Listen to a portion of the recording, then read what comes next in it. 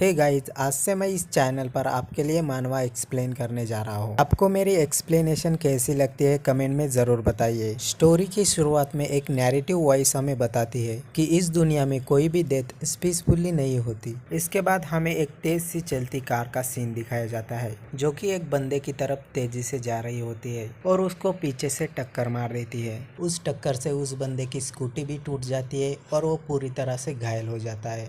फिर हमें उसके सर से एक लॉकेट जैसी कोई चीज़ उड़ती हुई दिखाई जाती है। वो कार इस बंदे को इतनी खतरनाक टक्कर मारने के बाद भी इसके लिए रुकती नहीं है, सीधा यहाँ से चली जाती है और ये बंदा ज़मीन पे लेटा रह जाता है। और ये बंदा एकदम लहूलुहान होकर के सोचता है क्या मैं सच में अभी के लिए मरने जा रहा हूँ। इसके बाद हमें ये बंदा अपनी लाइफ के बारे में बताता है जो कि एकदम एवरेज होती है, नहीं अगर कहे तो बिलो एवरेज के भी नीचे। इस बंदे ने अपनी बात ना सुन के दूसरों को फॉलो किया और अपने रहने वाली जगह को छोड़ के ये जगह नारंग जिन पे आ गया, जो कि इस जगह का नाम होता है जिसमें ये रह रहा होता है। और ये बंदा 7 साल एक लेवल 9 के सिविल एग्जाम को पास करने में लगा देता है। और अभी के टाइम पे ये बंदा 33 ईयर्स का हो चुका होता है और अभी ये डिलीवरी मैन का काम कर रहा होता है। और भाई दुनिया में ऐसी कोई चीज नहीं होगी जो कि इसके मदर ने नहीं करी होगी इसके टेक केयर करने के लिए। इसकी माँ एक इंश्योरेंस एजेंट बनी, एक नर्स बनी नर्सिंग होम में, एक छोटे से स्नैक स्टॉल पे काम करी, एक फ्लावर शॉप पे काम करी और भी बहुत सी जगह पे काम करी। और जब इसके फादर की डेथ हुई तो इसके माँ ने ही इसके ट्यूशन, कॉलेज फीस और सिविल एग्जाम के फीस का ध्यान रखा था। और इसके मदर के नाम पे सिर्फ एक ही चीज बची थी और वो थी कर्जा,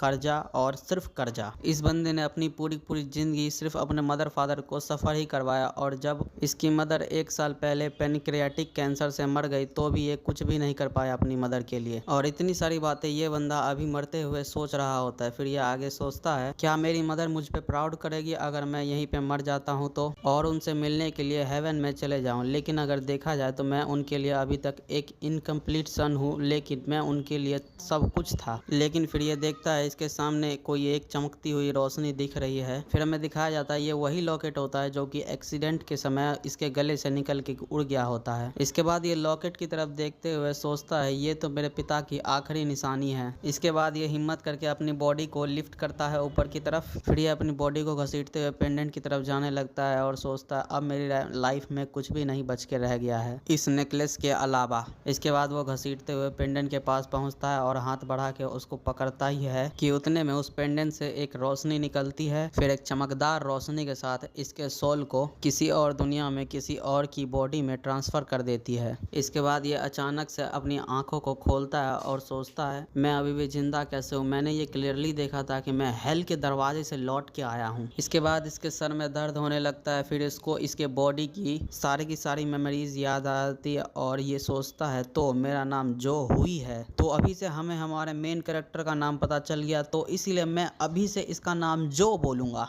जो कि सारी मेमोरीज को याद आ जाने के बाद इसके सामने एक औरत और एक आदमी खड़े होते हैं, जिसमें से औरत बोलती है सांगजोंग ये देखो जो होश में आ गया है। फिर ये सांगोंग आता है और बोलता है हुई तुम कैसे हो, क्या अब तुम्हारी तबीयत ठीक है। ये देख करके जो एकदम हैरान हो रखा होता है। जो सांगोंग से बोलता है मेरे सिर दर्द को छोड़ करके मैं अभी के लिए एकदम अच्छा फिट फाइन हूँ। सांगोंग फिर जो से बोलता है तुम कॉन्स्टेंटली दर्द में कर रहे थे और तुम 3 दिनों से लगातार सोए हुए हो। हमें ये देख करके अब बहुत ज्यादा ही खुशी हो रही है कि तुम अभी ठीक हो। लेकिन भाई जो को तो कुछ समझ में नहीं आ रहा होता, ये तो एकदम हैरान हो रखा होता है। फिर उसके सामने खड़ी लेडी बोल रही होती है तुम जरूर ही अभी भूखे होगे, तुम्हें कुछ खा लेना चाहिए जिससे कि तुम्हारी एनर्जी वापस आ जाए। इसके बाद हम सांगोंग का फेस देखते हैं जो कि एकदम उदास हो रखा होता है। फिर ये लेडी बोलती है सांगोंग क्या अभी भी हमारे पास मास्टर बैंक के रिलेटेड कोई भी न्यूज नहीं है। इसके बाद जो सोचता है मेरी मेमोरीज के हिसाब से मास्टर बैंक एक सूजू जनरल हुआ करते थे जिन्होंने मोनोपोलाइज कराया इंटरेस्ट को सॉल्ट और आयरन के ऊपर अनहुआ में। उन्होंने कहा था एक तलवार जब ही बना सकते हैं जब उनके पास सूजू जनरल द्वारा एक पट्टिका हो।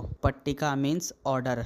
सांगोंग बोलता है हाँ तुम क्या सोचती हो, सिर्फ कुछ ही लोग हैं जो कि मास्टर बांग का इंतजार कर रहे हैं। मैं विश करता हूँ कि मेरे पास वो लक हो। फिर वो लेडी सांगोंग से कहती है आखिर स्वॉर्ड सेक्ट के हुआ क्लैन ने क्या कहा, लेकिन उस लेडी की बात पे सांगोंग कुछ कह नहीं पाता है। इधर जो इन दोनों की कन्वर्सेशन को सुनता है और हमें बताता है हुआ सियोमयोंग स्वॉर्ड सेक्ट के हुआ क्लैन का जूनियर सेक्ट लीडर है। इस बंदे की वजह से जो क्लैन का आयरन चेम्बर रैपिडली गिरता जा रहा है। उनके और मास्टर बांग के बीच एक समझौते के लिए उन्होंने हमें ट्रिक करके 2000 सिल्वर कॉइन्स ले लिए। सांगोंग फिर ये लेडी से बोलता प्लीज हुई का ध्यान रखना, मैं कुछ समय के लिए यहाँ से बाहर जाने वाला हूँ। इसके बाद हमें जो के कोर्टयार्ड का सीन दिखाया जाता है जहाँ पे वो बाहर खड़े होकर के बोल रहा होता है जब से मैं उठा हूँ मेरे को एक चीज का आंसर नहीं मिला है, क्या ये मेमोरी उस पर्सन से बिलोंग करती है जिसका नाम जो हुई है। इसके फादर जो सॉन जो क्लैन के आयरन चेम्बर के एक ब्लैक स्मिथ है और उसकी मदर गो आयंग एक अच्छी और दयावान औरत है और इसका ओल्डर ब्रदर जो ह्यूक एक गधा है जो कि पागल हो रखा है एक मार्शल आर्टिस्ट बनने के लिए, और इसकी छोटी सिस्टर जो योन जो कि हमेशा से ही एकदम बीमार रहती है, और लास्ट में मैं हूँ जो ह्यू जिसने 3 महीने में च्योंजा और एनालिस्ट को याद कर लिया। और भाई च्योंजा और ये एनालिस्ट कौन सी चिड़िया का नाम है आगे पता चलेगा तो बता दूंगा, और भाई मुझे भी समझ में नहीं आया ये चीज क्या है। जो फिर आगे बोलता है ये जो इसके पास इतने ज्यादा अमाउंट में नॉलेज धीरे धीरे करके आ रहा है ये वो सारा नॉलेज नहीं है जो कि जो के पास प्रीवियसली हुआ करता था, ये वैसा सेम नॉलेज नहीं है जो कि एक बंदा आसानी से समझ ले।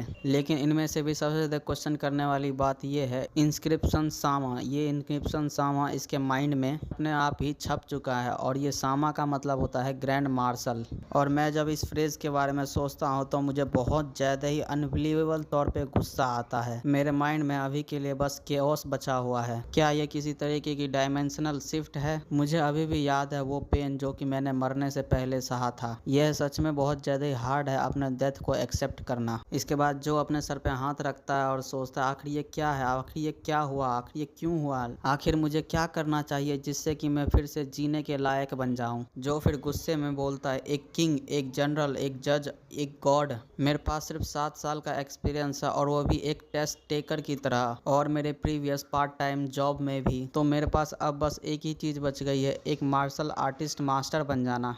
जैसा कि एक नोवेल में होता है, क्या यहाँ पे मेरे भी आसपास एक अपॉर्चुनिटी होगी जिससे कि मैं एक मास्टर से मिल सकूं मेरे आसपास की जगह में। चलो फिर ठीक है, अगर ये मार्शल आर्ट के बारे में है तो फिर इस बंदे को सबसे ज्यादा पता होगा। ऐसा सोच के जो सीधा पहुंच जाता है अपने बड़े भाई के पास और उसको मार्शल आर्ट करते हुए एकदम शांति से देख रहा होता है। जो अपने बड़े भाई को देख करके सोचता है लेकिन ये इतना ज्यादा मैला गंदा क्यों है। इसको देख करके मुझे ऐसा लगता है मेरे एलिमेंट्री स्कूल में जो मेरे दोस्त थे केंडो क्लब में वो भी इससे बेहतर होंगे। जो फिर आगे जाता है और बोलता है ब्रदर, तो फिर इसका भाई बोलता है क्या तुम अभी अच्छा फील कर रहे हो? जो बोलता मैं अभी के लिए ठीक हूँ और मैं घूम सकता हूँ, लेकिन तुमने ये चीज कहाँ से सीखी है? जो का भाई बोलता है ये मैंने तब सीखा जब मैंने अपने फ्रेंड जांग सैम को एक ड्रिंक खरीद के दिया था, वो मिलिट्री में है ना इसीलिए। जो अपने मन में सोचता है ये चीज सीखने का मेरे लिए कोई मतलब नहीं है। जो फिर अपने बड़े भाई से बोलता है क्या तुमने अपने नेबरहुड फ्रेंड के अलावा किसी असली एक एक्चुअल मार्शल मास्टर से कुछ सीखा है?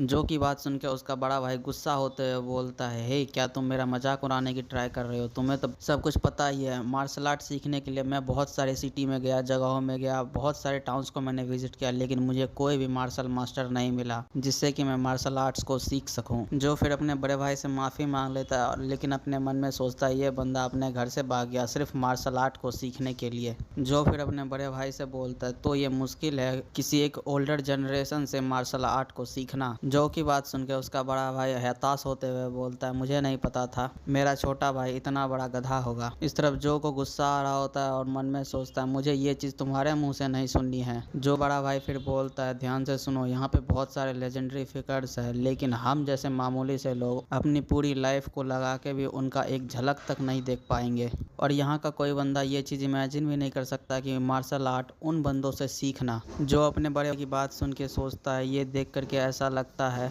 मार्शल आर्ट को सीखना सच में बहुत ज्यादा ही हार्ड होगा, इवन इस फ्रीक ने भी हार मान लिया। जो का बड़ा भाई फिर एक्साइटेड होते हुए बोलता है तो तुम्हें फाइनली मार्शल आर्ट सीखना है, क्या तुम चाहते हो कि मैं तुम्हें कुछ टेक्निक को सिखाऊं? लेकिन जो वहां से जाते हुए बोलता है चलो इसके बारे में भूल जाओ, बस तुम अपना बेस्ट करना। जो जाते हुए बोलता है मार्शल आर्ट्स के नोबल में तुम कहीं पर भी जाओगे तो मास्टर्स को मिल जाओगे और उनसे मार्शल आर्ट्स को सीख सकते हो बड़े आराम से। क्या ही तो स्कैम है। फिर जो मन में सोचता है भले ही मैं अभी लॉस में चल रहा हूँ लेकिन मैं किसी तरीके से जिंदा तो हूँ, मैं डेस्परेटली चाहता था कि एक लंबा लाइफ जीऊं, तो ये चीज मरने से तो बेहतर ही है। तो अब से मैं हूँ जो हुई, बस यही एक तरीका है जिससे कि मैं जिंदा रह सकता हूँ। ये कमिटमेंट करने के साथ ही जो वहां से जाने लगता है। तो चलो इसी के साथ खत्म होता है पहला chapter a modern man who got transmitted into Murim world का। और तुम सभी को ये वीडियो कैसी लगी मेरे को कमेंट सेक्शन में बता। साथ इस वीडियो वीडियो को यहीं पे ख़त्म करते हैं। वीडियो पसंद आती है वीडियो को लाइक करो, चैनल को सब्सक्राइब करो। चलो मिलते हैं किसी और वीडियो में कोई और नए टॉपिक के साथ, तब तक के लिए बाय बाय।